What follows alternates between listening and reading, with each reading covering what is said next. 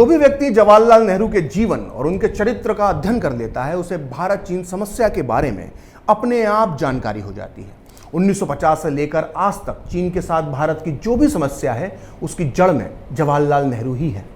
भारत के किसी भी एक समस्या का किसी एक व्यक्ति के साथ कभी इतना जुड़ाव नहीं हो सकता है जितना नेहरू का चाइना की प्रॉब्लम से है।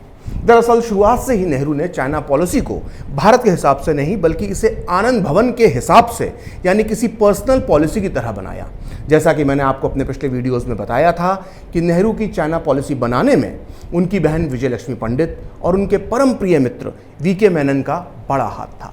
लेकिन ये बहुत कम लोग जानते हैं कि नेहरू अपनी गोपनीय चाइना पॉलिसी के राज अपनी सबसे खासम खास और बेहद करीबी दोस्त लेडी माउंटबेटन को भी लीक कर देते थे। वैसे तो पीएम नेहरू ने ईश्वर और संविधान को साक्षी मानकर पद और गोपनीयता की शपथ ली थी, लेकिन इसके बाद भी वो लेडी माउंटबेटन को भारत और चीन के रिश्तों से जुड़ी कई सीक्रेट बातें बता दिया करते थे। नेहरू के चमचे, गुलाम और भक्त मुझसे नाराज हों उसके पहले मैं साफ कर देना चाहता हूं कि ये बात मैं नहीं बोल रहा। ये महान विचार व्यक्त किए हैं गांधी नेहरू परिवार के बेहद करीबी माने जाने वाले वरिष्ठ नेता नटवर सिंह ने।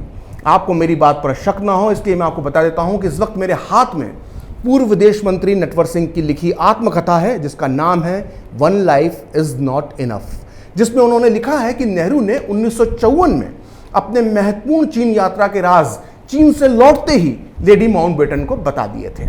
इस किताब के पेज नंबर 100 पर नटवर सिंह लिखते हैं कि चीन से लौटने के बाद पंडित नेहरू कोलकाता में ठहरे।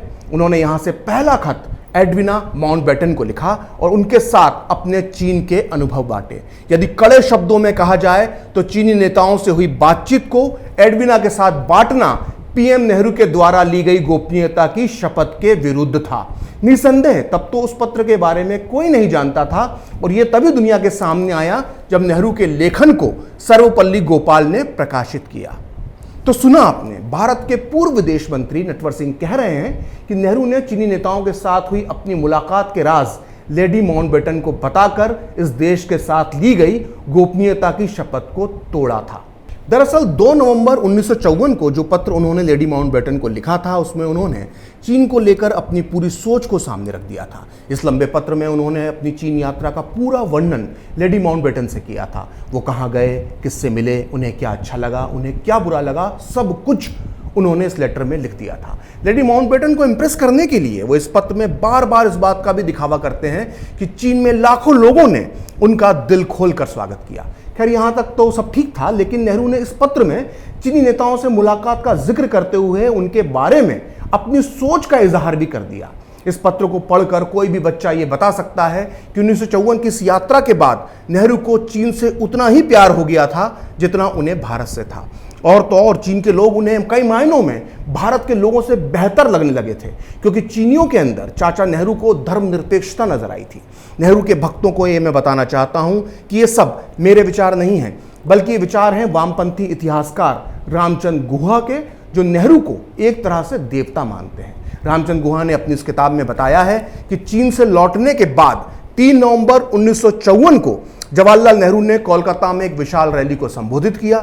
गुहा अपनी इस किताब के पेज नंबर 214 पर लिखते हैं, करीब 10 लाख लोग नेहरू को सुनने के लिए आए। नेहरू ने इस सभा में कहा कि चीन के लोग युद्ध नहीं चाहते, वो अपने देश को एकता के सूत्र में बांधने और गरीबों से मुक्ति पाने में व्यस्त हैं। नेहरू ने लोगों को बताया कि चीन के लोगों के अंदर धार्मिक मतभेद नहीं है, जबकि ऐसे मतभेद हमारे हिंदुस्तान की तरक्की में बाधा बन रहे थे। तो सोचिए, नेहरू को चीन के लोग कितने अच्छे, कितने शांति प्रिय, कितने धर्मनिरपेक्ष लग रहे थे। ये वही सेक्युलर चीनी हैं जिनके हाथ उइगर मुसलमानों और बौद्ध भिक्षुओं के खून से सने हैं। देश के अंदर जय भीम जय मीम का नारा लगाने वाले लोगों को चाचा नेहरू के इन महान विचारों पर भी ध्यान देना चाहिए। खैर, हम वापस आते हैं लेडी माउंटबेटन पर। नेहरू अगर अपने किसी गैर राजनीतिक मित्र के साथ चीन के नेताओं के बारे में सीक्रेट इंफॉर्मेशन शेयर करते तब भी ठीक था, लेकिन लेडी माउंटबेटन गैर राजनीतिक नहीं थी। वो भारत के आखिरी वायसराय लॉर्ड माउंटबेटन की पत्नी थी और इन दोनों मियां बीवी ने भारत के बंटवारे में बड़ी भूमिका निभाई थी। लेडी माउंटबेटन कितनी चालाक थी इसका जिक्र जाने माने लेखक डोमिनिक लापियर और लैरी कॉलिंस ने अपनी मशहूर किताब फ्रीडम एट मिडनाइट में किया है, जो इस वक्त मेरे हाथ में है। इस किताब में लिखा गया है कि लॉर्ड माउंटबेटन भारत के नेताओं के साथ बातचीत में अपनी पत्नी एडवीना की मदद लेते थे। कई बार ऐसी बात जो वो खुद नेहरू से नहीं कह सकते थे, उस बात को नेहरू तक पहुंचाने के लिए वो कई बार एडवीना का सहारा लेते थे। इतना ही नहीं, एडवीना माउंटबेटन के बारे में सबसे खतरनाक बात यह थी कि वो कट्टर वामपंथी विचारों की समर्थक थी। ब्रिटेन में कई बार उन पर प्रतिबंधित कम्युनिस्ट पार्टी से जुड़े होने के आरोप लग चुके थे। मशहूर ब्रिटिश लेखक रिचर्ड हॉक की किताब Edwina the countess Mountbatten of Burma में उन्हें कट्टर सोवियत संघ का समर्थक बताया गया है।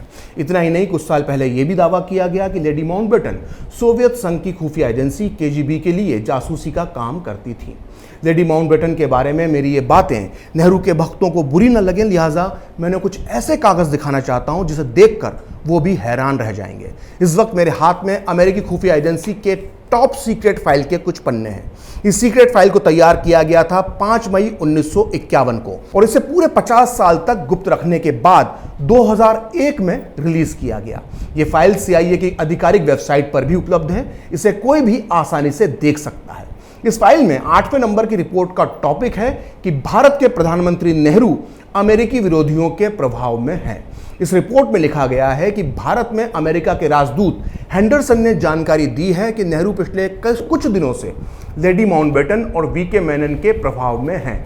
भारत के जिम्मेदार अधिकारियों ने राजदूत हेंडरसन को बताया है कि मेनन ने नेहरू को कहा है कि वो अमेरिका की किसी भी तरह से मदद ना लें, और साथ में ये चर्चा भी आम है कि नेहरू पर लेडी माउंटबेटन के अमेरिकी विरोध का प्रभाव है। इस रिपोर्ट में जो आगे लिखा है वो और भी चौंकाने वाला है। रिपोर्ट में लिखा है कि एक प्रभावशाली भारतीय जिसने हाल ही में जवाहरलाल नेहरू, लेडी माउंटबेटन और मेनन के साथ डिनर किया है, उसने राजदूत हेंडरसन को बताया है कि ये तीनों डिनर के दौरान भी अमेरिका विरोधी बातें करते हैं। अमेरिकी खुफिया एजेंसी का अंदाजा काफी हद तक सही था। नेहरू की सोच पर लेडी माउंटबेटन का जबरदस्त प्रभाव था।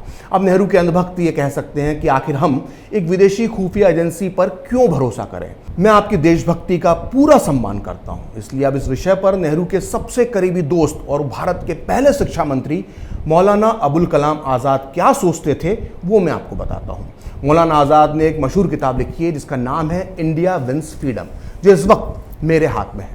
किताब के पेज नंबर 177 पर वो अपने परम प्रिय मित्र जवाहरलाल नेहरू के बारे में क्या लिखते हैं वो आप सुनिए। मैं हमेशा सोचता हूं कि लॉर्ड माउंटबेटन ने जवाहरलाल को कैसे जीत लिया। जवाहर सिद्धांतों वाले व्यक्ति हैं, लेकिन वो जोशीले भी हैं और जल्द ही लोगों के निजी प्रभाव में आ जाते हैं। मुझे लगता है कि जवाहर के अंदर जो परिवर्तन आया है उसके लिए लेडी माउंटबेटन जिम्मेदार हैं। उनके व्यक्तित्व ने जवाहर को प्रभावित किया है। वो अधिक चतुर तो नहीं है, लेकिन उनका व्यवहार बहुत ही आकर्षक और मित्रतापूर्ण है।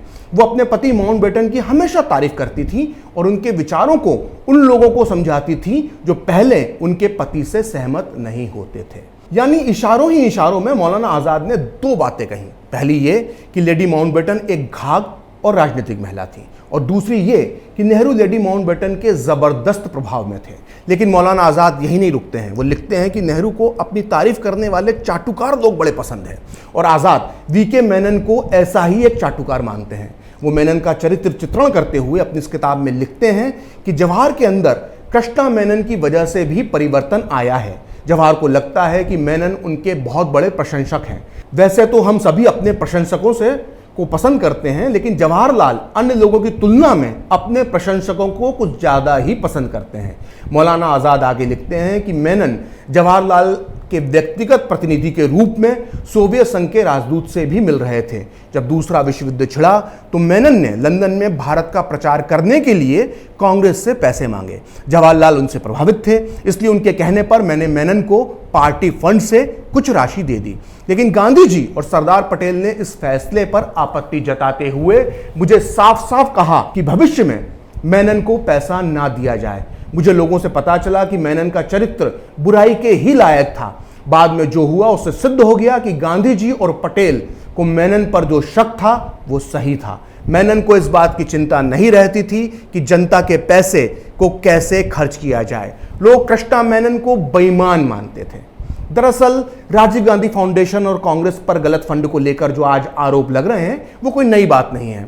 लोकतंत्र के रक्षक और ईमानदारी की प्रतिमूर्ति कहे जाने वाले चाचा नेहरू के जमाने से कांग्रेस में ये सब चला आ रहा है। खैर, मुद्दे की बात यह है कि चीन के मसले पर इस देश की विदेश नीति किन लोगों की सलाह पर बनाई जा रही थी। चलिए वापस आते हैं लेडी माउंटबेटन पर। नेहरू की ये करीबी दोस्त कम्युनिस्टों की कितनी बड़ी समर्थक थी, इसकी एक और मिसाल मिलती है इनके पत्रों से। दरअसल आजादी के बाद सरदार पटेल ने सरकार के खिलाफ हथियारबंद विद्रोह करने के आरोप में कम्युनिस्ट पार्टी पर प्रतिबंध लगा दिया था और हजारों वामपंथियों को गिरफ्तार कर लिया गया था। ध्यान दीजिएगा, हर वामपंथी विचारक आपको यह जरूर बताता होगा कि सरदार पटेल ने संघ पर प्रतिबंध लगाया था, लेकिन वो कभी ये नहीं बताएगा कि इस देश के साथ गद्दारी करने के आरोप में सरदार पटेल ने कम्युनिस्ट पार्टी पर भी बैन लगाया था।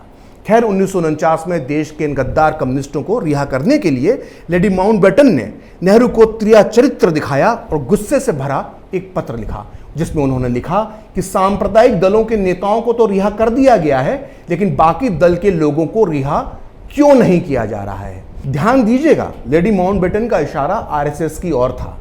उस दौर में संघ पर भी बैन हटा दिया गया था और उसके सभी कार्यकर्ताओं को भी रिहा किया जा चुका था। लेडी माउंटबेटन के पूरे चरित्र को समझने के बाद यह लगता है कि नेहरू ने अपनी चाइना पॉलिसी के राज इस औरत को बताकर कितनी बड़ी भूल की थी।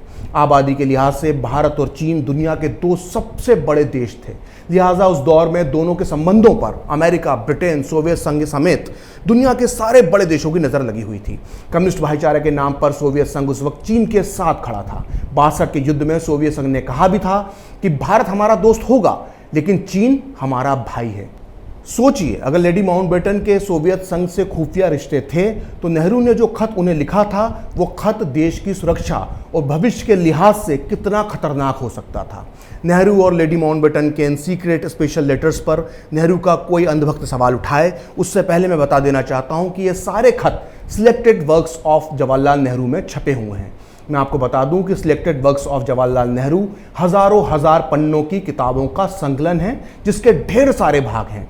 इसमें नेहरू के जीवन से जुड़े हर पत्र, कागज और फाइल को शामिल किया गया है। इस संकलन को इंदिरा गांधी की देखरेख में तैयार किया गया था सर्वपल्ली गोपाल ने, जो भारत के पूर्व राष्ट्रपति राधाकृष्णन के पुत्र हैं। आपको यह भी बता दूं कि नेहरू और राधाकृष्णन अभिन्न मित्र थे, लिहाजा उम्मीद है कि selected works of Jawaharlal Nehru की विश्वसनीयता पर कोई भी सवाल नहीं उठा सकता। मैं नेहरू के चमचों, भक्तों और गुलामों को यह बताना चाहता हूं कि ये वीडियो बनाने के लिए मैंने स्वतंत्रता सेनानी मौलाना आज़ाद, पूर्व विदेश मंत्री नटवर सिंह, वामपंथी इतिहासकार रामचंद्र गुहा, ब्रिटिश लेखक रिचर्ड हॉक, फ्रेंच लेखक डोमिनिक लॉपेयर और अमेरिकी लेखक लैरी कॉलिंस की किताबों की मदद ली है। और जाहिर है इनमें से किसी का भी आरएसएस और बीजेपी के साथ संबंध नहीं है। मैं जाते जाते आपसे एक बात और कहना चाहता हूं कि नेहरू के व्यक्तिगत जीवन में मेरी रत्ती भर भी रुचि नहीं है और उनके चरित्र पर कीचड़ उछालना भी मेरा मकसद नहीं है, लेकिन नेहरू के किसी बेहद पर्सनल रिलेशन की वजह से देश के हित प्रभावित हुए थे और वो अभी तक प्रभावित हो रहे हैं, तो यह हर भारतीय का लोकतांत्रिक अधिकार है कि वो संविधान के दायरे में रहते हुए नेहरू पर सवाल उठाए, और ये सवाल उसे उठाना भी चाहिए, क्योंकि जो अपने इतिहास की गलतियों को भूल जाते हैं वो कभी अपने भविष्य का निर्माण नहीं कर पाते।